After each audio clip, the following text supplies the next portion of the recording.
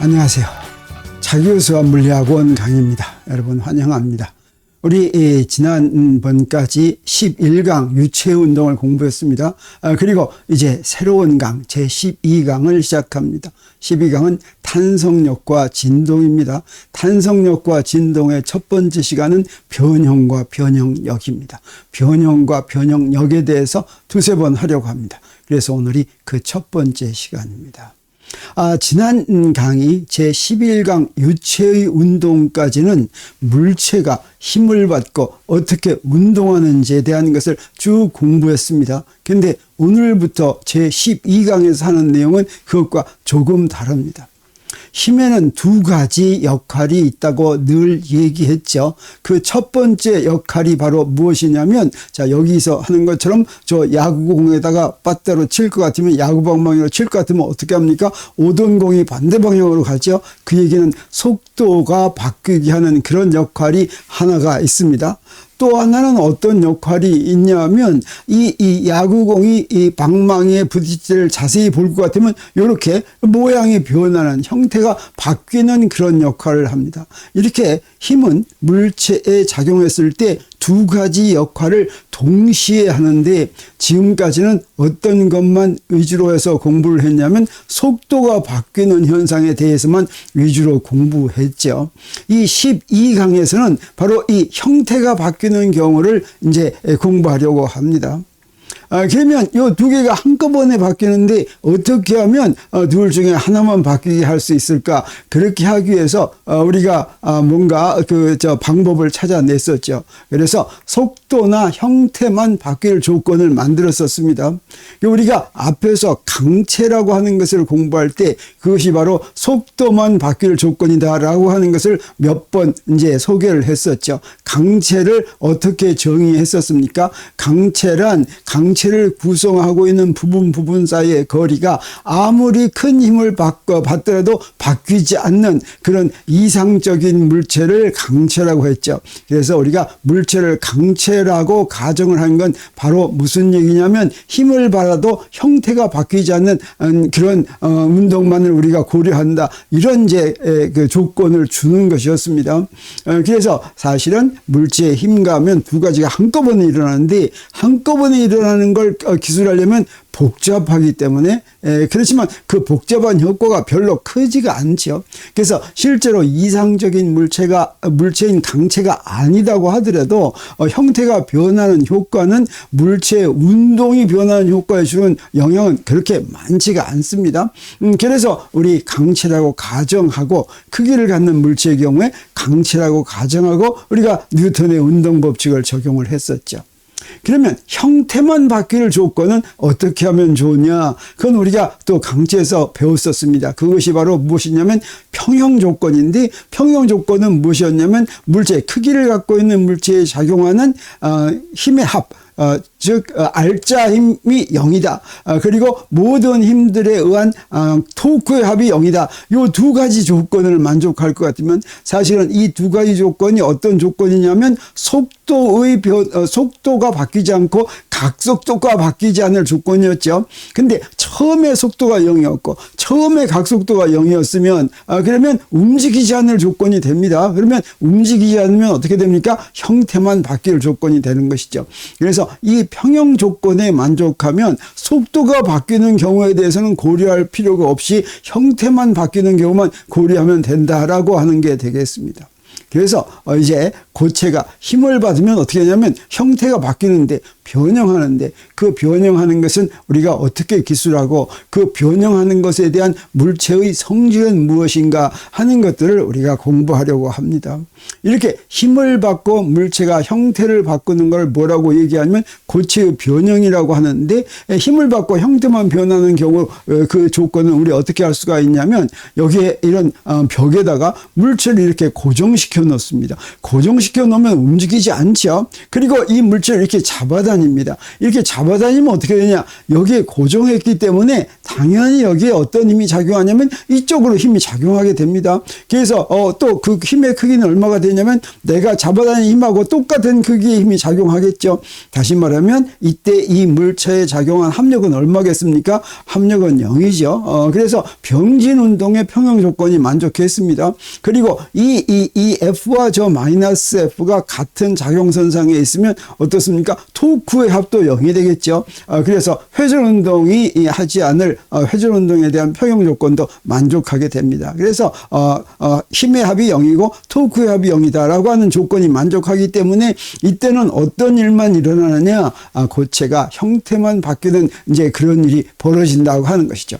근데 고체가 형태 바뀔 때도 어떤 꼭 한 가지 방법이 아니라 여러 가지 방법으로 바뀌겠죠. 그래서 그것을 어떤 한 가지씩 따로 우리가 이제 보는 것이 좋게, 한꺼번에 섞어서 보면 이제 복잡하겠습니다. 그래서 먼저 이런 경우에 서로 잡아다니는 경우만 먼저 보기로 하겠습니다.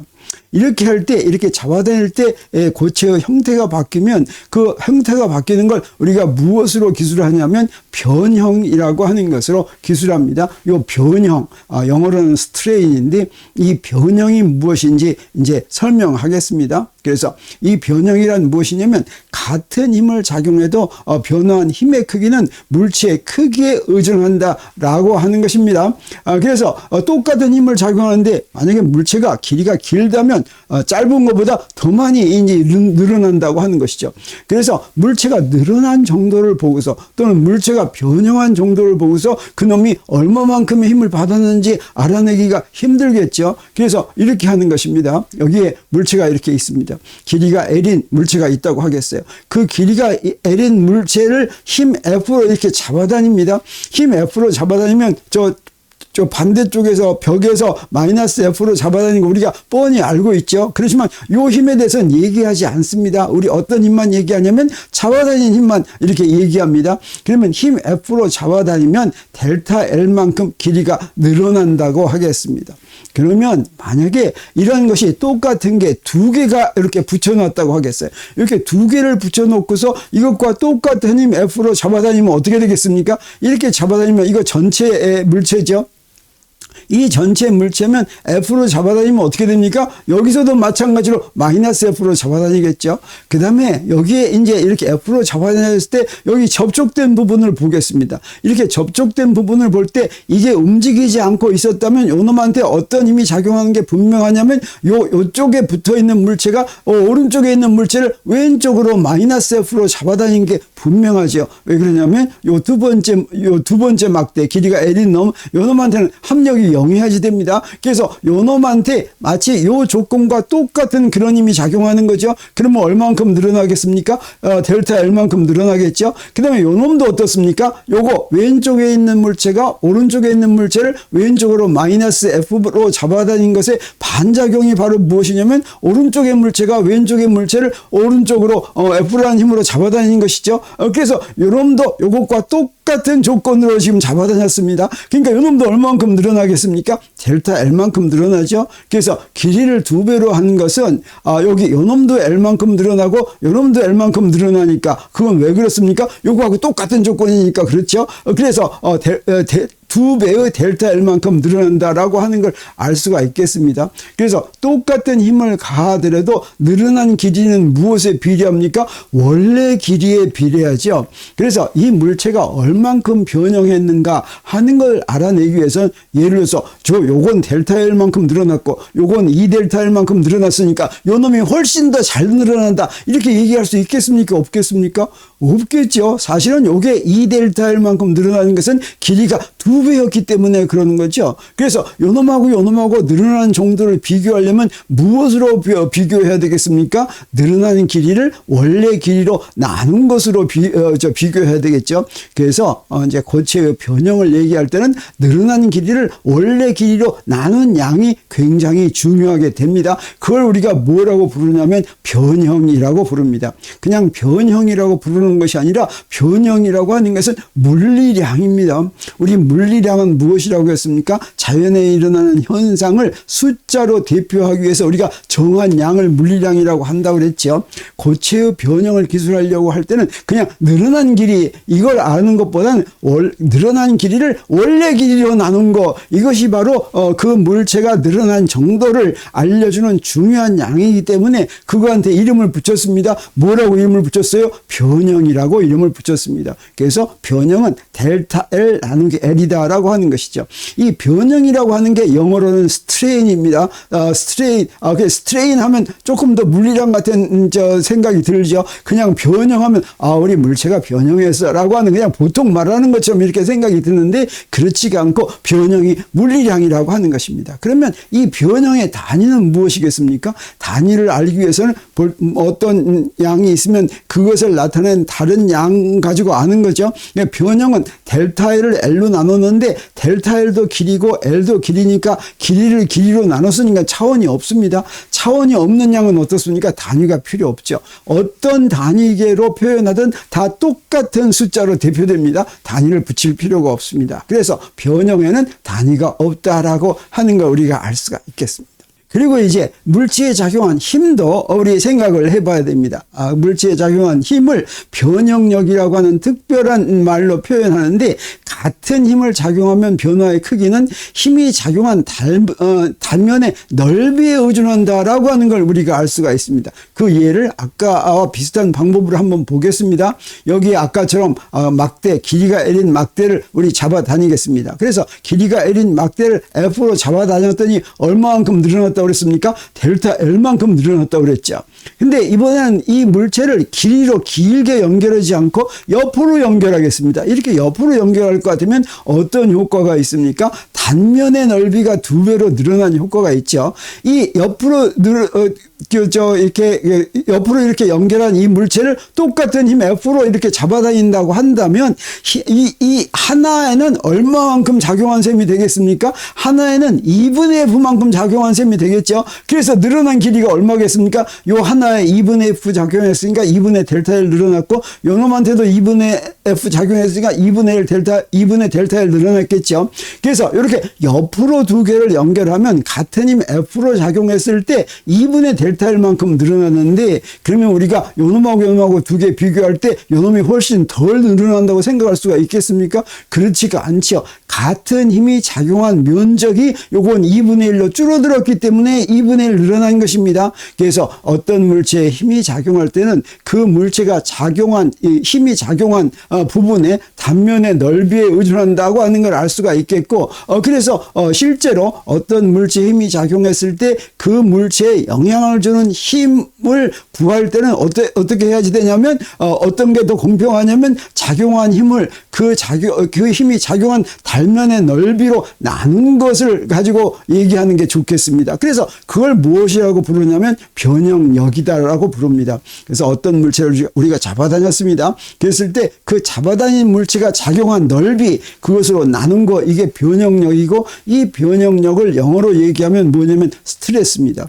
그래서 이 변형력도 변형을 시키는 힘이다라고 하는 일반 명사가 아니라 이것도 물리량이라고 하는 것입니다. 물체를 변형을 시키기 위해서 물체가 모양이 바뀌기 위해서 작용한 힘을 생각할 때는 그 물체가 작용한 넓이로 그 힘을 나눈 것을 가지고 따져야지 그 물체에 어떤 영향을 주는지를 제대로 파악할 수가 있다는 의미에서 바로 이 변형력이라고 하는 물리량을 우리가 생각하는 것입니다. 그러면 이 변형력의 단위는 뭐가 되겠습니까? 우리 단위를 볼 때는 이 식을 보면 된다고 그랬죠. 그래서 변형력은 어떻게 주어지냐면 힘을 넓이로 나눈 것이죠. 근데 힘을 넓이로 나눈 것의 단위가 바로 무엇이었습니까? 파스칼이었죠. 힘의 단위는 뉴턴이고 넓이의 단위는 미터 제곱인데 1뉴턴 나누기 미터 제곱하면 그게 바로 무슨 단위였습니까? SI 단위로 파스칼이었죠. 그래서 이 변형력의 단위는 압력의 단위와 같은 단위를 쓴다라고 하는 걸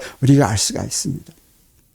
그러면 이렇게 변형력과 변형을 정의를 할 것 같으면 우리 물체에서 아주 중요한 성질을 알 수 있습니다. 어떤 물체든지 그 물체에 작용한 변형이 너무 크지 않으면 어떤 성질이 있냐면 변형력은 변형에 비례한다라고 하는 성질이 있습니다. 그래서 우리 이렇게 쓸 수가 있습니다. 변형력은 변형에 비례한다. 그러면 아까 변형력이 무엇이었습니까? F 나누기 S였죠. 변형은 무엇이었습니까? 델타 L 나누기 L이었죠. 그걸 식으로 쓸 것 같으면 이렇게 쓸 수 있고, 그 비례상수를 우리가 Y라고 썼는데 이 비례상수를 무엇이라고 부르냐면 역률이라고 부릅니다. 그리고 이것은 물체를 구성하는 물질의 성질이다라고 할 수가 있습니다.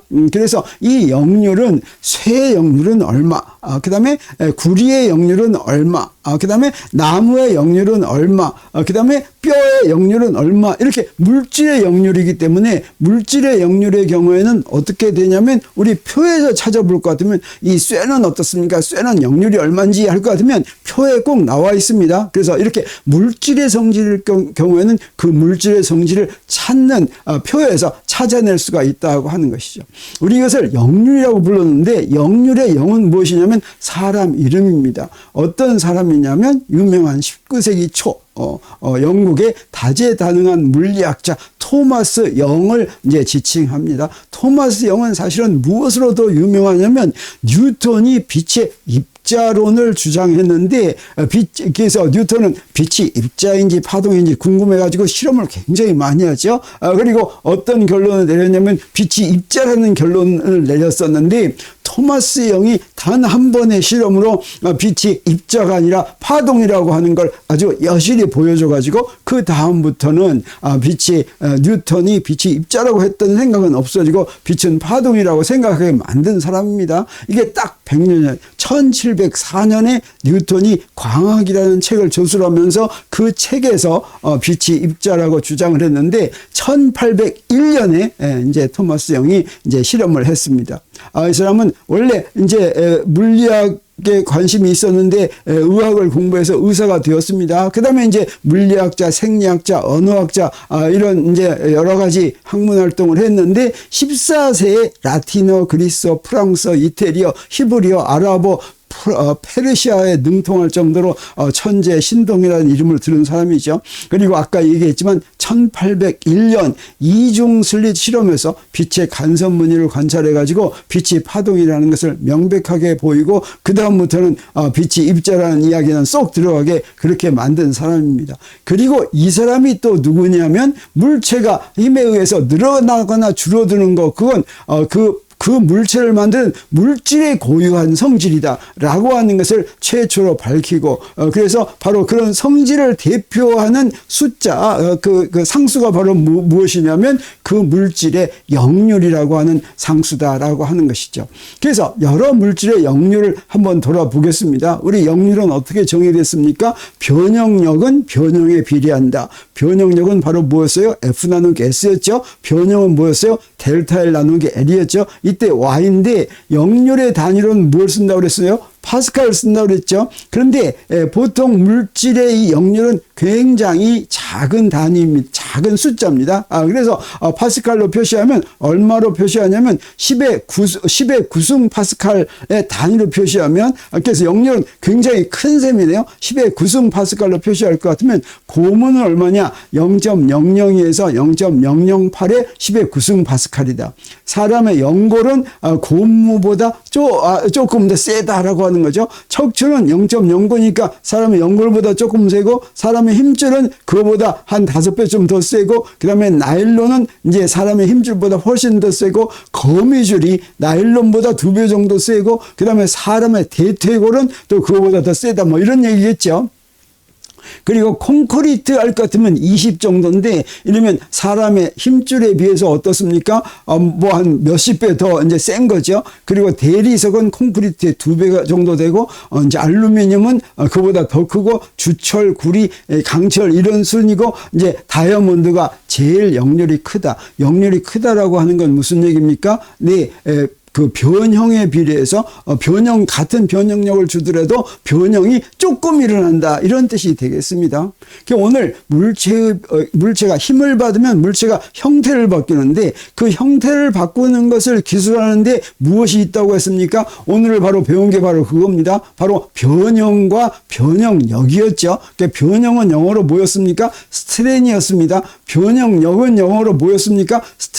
스트레스입니다. 요 두 가지가 오늘 배운 건 바로 뭐냐면 우리가 흔히 변형력이라고 하는데 물리에도 변형과 변형력이라고 하는 용어가 사용이 되는데 이건 당당한 물리량이다. 이 물리량을 영어로 할 것 같으면 변형은 스트레인이고 변형력은 스트레스다 라고 하는 걸 내가 지금 오늘 아주 여러 번 강조했습니다. 왜 그러냐면 우리가 공부할 때 스트레인과 스트레스라고 하는 물리량이 자주 나오지는 않는데 우리 대학교 과정에 오면 사실은 이 물리량이 아주 자주 나오는 셈이 되기 때문입니다. 그래서 변형과 변형력, 즉 스트레인과 스트레스가 일반 명사가 아니고 물리량이다 라고 하는 걸 우리 공부했습니다.